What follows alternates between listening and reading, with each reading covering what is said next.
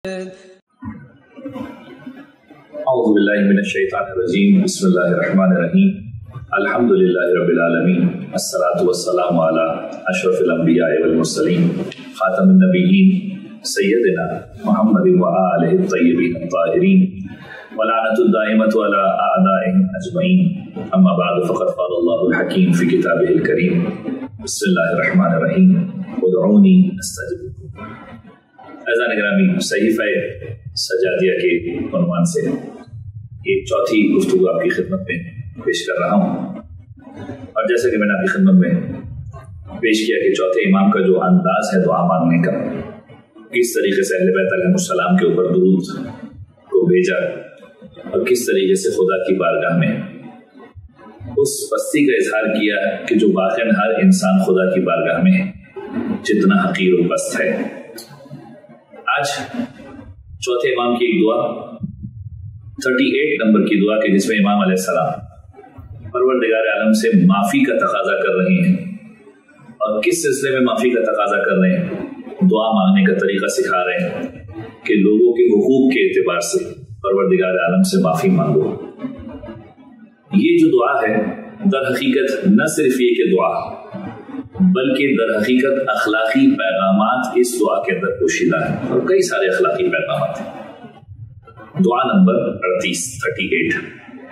اس میں امام علیہ السلام اس دعا کو اس انداز میں شروع کرتے ہیں کہ اے پروردگار، اللہم انی اعتذر الیک من مظلوم ظلم بحضرتی فلم انصرہ، کہ اے پروردگار میں معافی چاہتا ہوں تجھ سے اس بات پر، اس مظلوم کے سلسلے میں معافی چاہتا ہوں کہ جس پر ظلم ہوا ہو میرے سامنے اور میں اس کی مدد نہ کر پایا۔ یہ در حقیقت جہاں پر پروردگار عالم سے ایک معافی کا تقاضا ہے، وہیں پر ایک پیغام بھی کہ اگر کسی مقام پر تمہارے سامنے کسی کے ساتھ ظلم و زیادتی ہو رہی ہو تو وہاں پر تمہاری ذمہ داری بنتی ہے، اخلاقی تعلیم یہ ہے کہ تم وہاں پر اس کی مدد کے لیے کھڑے ہو جاؤ۔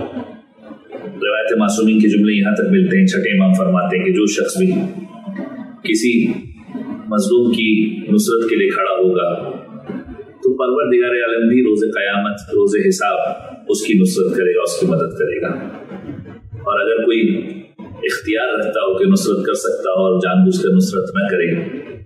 تو پھر وہ بھی پروردگار عالم کی نصرت سے محروم رہ جائے گا روز قیامت۔ تو عزیزان گرامی، جہاں پر ایک معافی کا تقاضا ہے وہیں پر ایک اخلاقی پیغام۔ پھر امام فرماتے ہیں کہ وَبِالْمَعْرُوفِ أُسْدِيَ إِلَيَّ فَلَمْ أَشْكُرُهُ، اے پروردگار میں تجھ سے معافی کا تقاضا کرتا ہوں اس بات پر کہ کسی نے میرے ساتھ کوئی نیکی کی ہو اور میں نے اس کا شکر ادا نہ کیا ہو۔ کتنے ایسے ہماری زندگی کے اندر موقع ہیں کہ جہاں پر لوگ ہمارے ساتھ اچھائی کرتے ہیں اور ہم ان کا شکریہ تک ادا نہیں کرتے۔ یاد رکھیے، جہاں پر پروردگار عالم کا شکر ادا کر رہے ہیں وہیں پر لوگوں کا بھی حق ہے، کوئی آپ کے ساتھ نیکی کرے، آپ سے اچھی بات کرے، آپ کی مدد کرے، ان کا شکر ادا کریں، انہیں تھینکس کہنا سیکھیں۔ پھر امام فرماتے ہیں پروردگار وَمِن مُسِیءٍ اعتذر الی فلم اعذرہ، اے پروردگار میں اس چیز کے اوپر تجھ سے معافی چاہتا ہوں کہ کوئی گناہ کرنے والا یا میری بارگاہ میں کوئی تقصیر کرنے والا، کوئی مسیء برائی کرنے والا میرے پاس آئے اور آ کر مجھ سے معافی کا تقاضا کرے اور میں نے اسے معاف نہ کیا ہو۔ آج کی دنیا میں دستور تو یہ ہے کہ اگر کوئی معافی مانگنے والا آتا ہے تو ہم کہتے ہیں کہ غلطی ہوئی کیسے، جبکہ حقیقت یہ ہے کہ اگر کوئی معافی مانگنے کے لیے آیا ہے تو اسے معاف کر دو۔ کئی ساری روایتیں ہیں، روایتیں اس عنوان پر کثرت کے ساتھ موجود ہیں، یہ سوچ کر معاف کر دو کہ تم کتنے مقام پر خدا کی بارگاہ میں جاؤ گے، معافی کا تقاضا کرو گے، پروردگار عالم بھی تمہاری غلطی کے باوجود تمہیں معاف کرے گا۔ تو سامنے والا اگر غلطی کر کے آیا ہے تو اسے معاف کر دو۔ روایت معصوم کے جملے ہیں، رسول اکرم فرماتے ہیں کہ وہ شخص کہ جو معاف نہ کرے، کوئی عذر لے کر اس کے پاس آ رہا ہے کہ غلطی ہو گئی معاف کر دو، اور وہ معاف نہ کرے تو وہ شخص میری شفاعت سے محروم رہ جائے گا۔ کتنے سخت قسم کے جملے ہیں۔ امام دعا مانگ رہے ہیں پروردگار مجھے معاف کرنا، کہ کوئی شخص مجھ سے معافی کا تقاضا کرے اور مجھ سے معاف نہ کرے۔ پھر فرماتے ہیں ومن ذی فاقۃ سألنی فلم اغفرہ، اے پروردگار میں اس چیز پر تجھ سے معافی مانگتا ہوں کہ کوئی فاقہ کرنے والا شخص مجھ سے آ کر سوال کرے اور میں اس کی ضرورت کو پورا نہ کروں۔ اہل بیت علیہ السلام کا خاص طریقہ تو یہی تھا کہ خود بھوکے رہ جاتے تھے، دوسروں کی ضرورتوں کو پورا کر لیا کرتے تھے۔ امام کہہ رہے ہیں پروردگار مجھے معاف کرنا کہ کوئی سائل آئے سوال کرے اور میں اس کی ضرورت کو پورا نہ کر سکوں۔ پھر فرماتے ومن حق ذی حق لزمنی لمؤمن فلم اوفرہ، اے پروردگار میں تجھ سے معافی چاہتا ہوں اس بات پر کہ کسی مومن کا حق میری گردن کے اوپر ہو اور میں اس مومن کے حق کو ادا نہ کر سکوں۔ یاد رکھیے مومن کے کئی سارے حقوق ہیں، جا کر مومن کے حقوق کے بارے میں پڑھیے، جو چیز اپنے لیے پسند کرتے ہیں اسی مومن کے لیے پسند کریں، کوئی فائدے والی چیز نہ چھپائیں۔ یہ روایتوں کا خلاصہ میں آپ کی خدمت میں پیش کر رہا ہوں۔ تو پروردگار عالم سے معافی مانگ رہے امام، اے پروردگار مجھے معاف کرنا اس بات پر، میں پناہ چاہتا ہوں تیری کہ کسی مومن کا حق میری گردن پر ہو اور میں نے وہ ادا نہ کیا ہو۔ پھر فرماتے ومن عیب مؤمن ظہر لی فلم استرہ، میں اس بات پر بھی تجھ سے معافی چاہتا ہوں کہ کسی مومن کا عیب مجھ پر ظاہر ہو جائے اور میں نے وہ عیب نہ چھپایا۔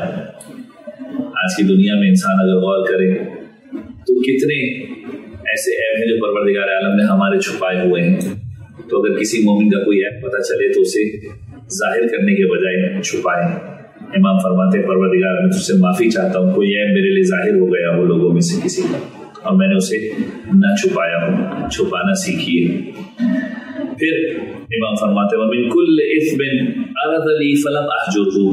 اور اے پروردگار ہر اس گناہ کے لیے میں تجھ سے معافی مانگتا ہوں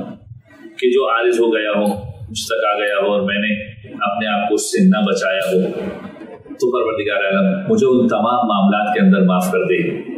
کہ جن معاملات کے اندر لوگوں کا حق مجھ سے جڑا ہوا ہے،